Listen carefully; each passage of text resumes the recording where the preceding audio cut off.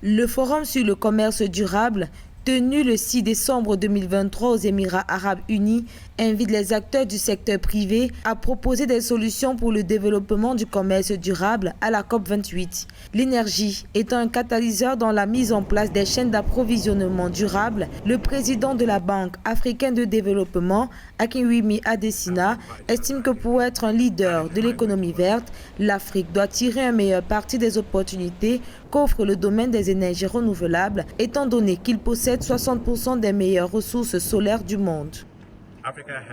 L'Afrique a la plus forte illumination au monde en termes d'énergie solaire. Elle possède 60% de l'offre solaire mondiale. Notre programme développe 10 000 MW d'énergie solaire dans 11 pays du Sahel et devrait permettre de fournir de l'électricité à 250 millions de personnes.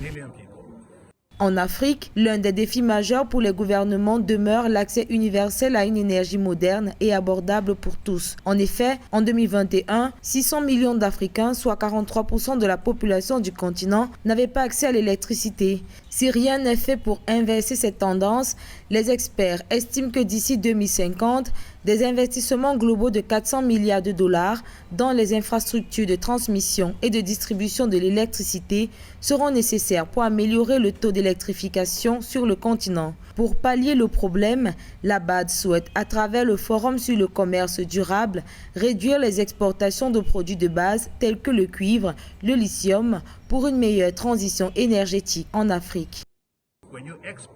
L'exportation de matières premières est une porte ouverte à la pauvreté. Lorsque vous développez une chaîne de valeur, vous ajoutez de la valeur en travaillant avec d'autres dans le monde pour progresser dans la chaîne de valeur à partir de ce que vous avez compilé à votre avantage. C'est l'autoroute du succès et je pense que l'Afrique est fatiguée d'être pauvre.